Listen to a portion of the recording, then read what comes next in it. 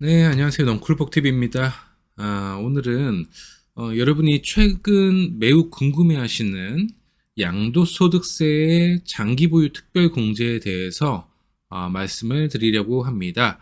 이 장기보유 특별공제에 대한 내용이 최근에 계속 바뀌고 있어요. 그래서 이 장기보유 특별공제가 뭐고, 현재의 장기보유 특별공제와 2023년부터 바뀔 장기보유 특별공제에 대해서 아주 쉽게 설명을 드리도록 하겠습니다. 자, 첫 번째, 양도소득세가 뭡니까?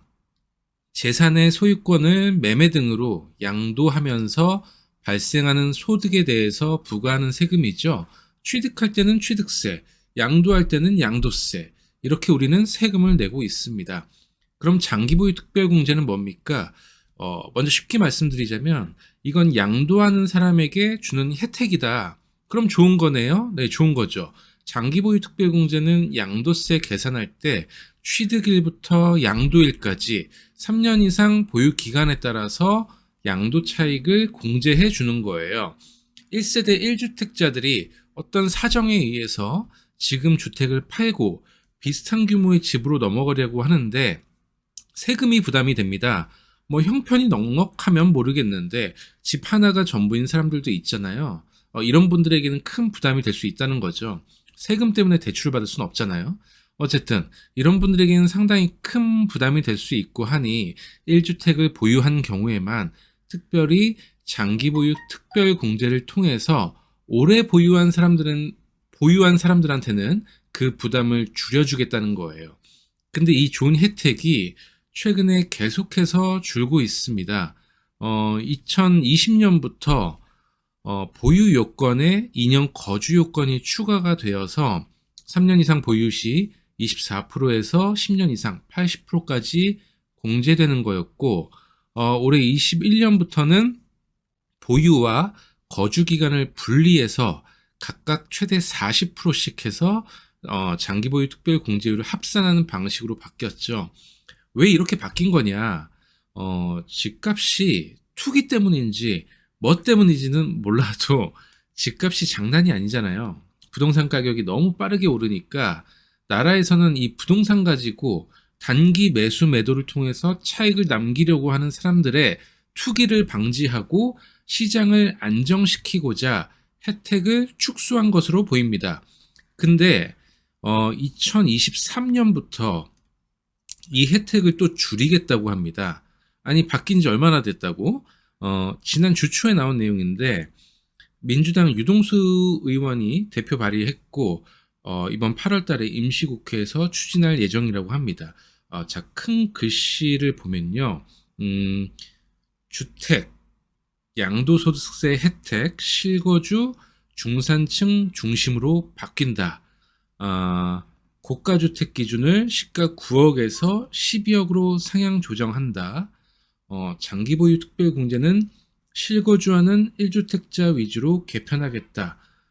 현행 장기보유 특별공제율 거주 40%, 보유 40%에서 80%인데 거주분 40%는 그대로 인정하고 보유기간 공제율은 양도 차익 규모별로 차등 적용하겠다.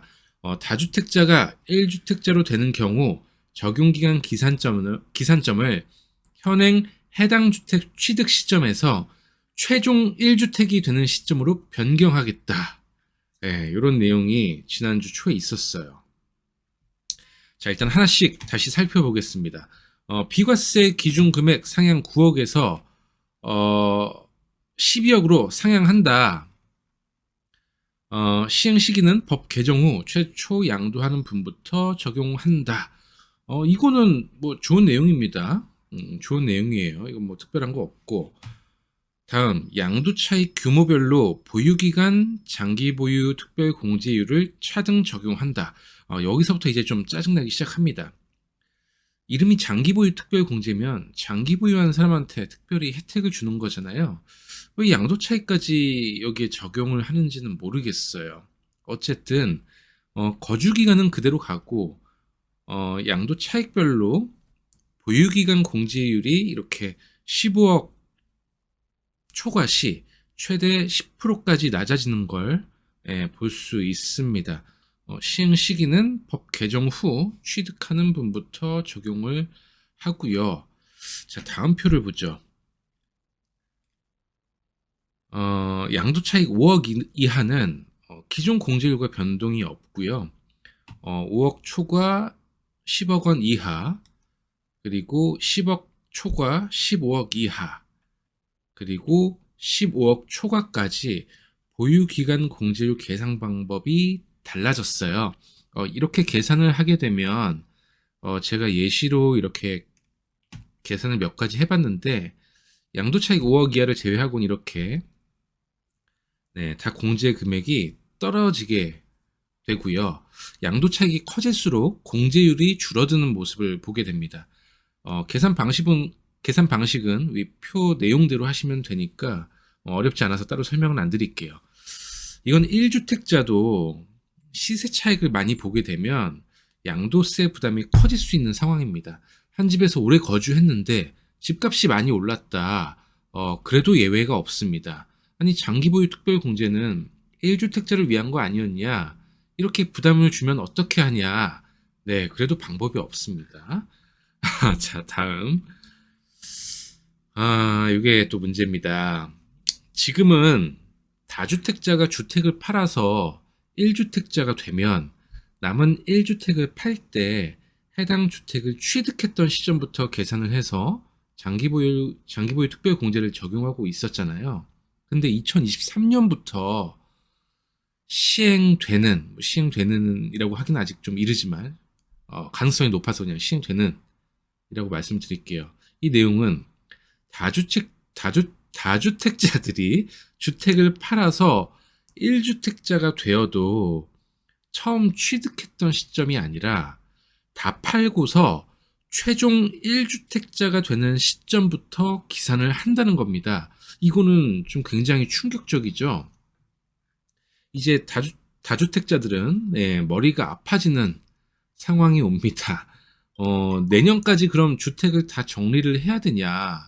아니면 또 그냥 무시를 하고 존버를 해야 되냐? 다주택자들에게 양도세로 다시 한번 정부가 칼을 빼든 상황이 돼버렸어요. 사실 양도세를 한번 풀어줘서 시장에 자연스럽게 매물이 나오도록 유도하는 정책을 시장에서는 바라고 있는데 그동안 먹히지 않았던 양도세를 가지고 또 한번 이렇게 칼을 들어버렸으니 이번 개정안이 시장에서 먹힐지 아니면 현재 무주택자들이 똘똘한 한 채를 사겠다고 또 영끌해서 수도권 중심으로 특히나 강남 지역으로 또 들어오기 위해서 쏠림 현상이 일어나서 또 다른 부작용들이 또 발생되진 않을지 사실 좀 걱정이 되기도 합니다. 이 개정안이 이번 8월 임시국회에서 통과가 될지 한번 잘 봐야 되겠습니다. 네, 오늘은 장기보유 특별공제에 대해서 알아봤고요. 오늘 내용 유익하셨다면 구독과 좋아요, 알림 설정 꼭 해주시고 다음 내용도 기대 많이 해주세요. 감사합니다.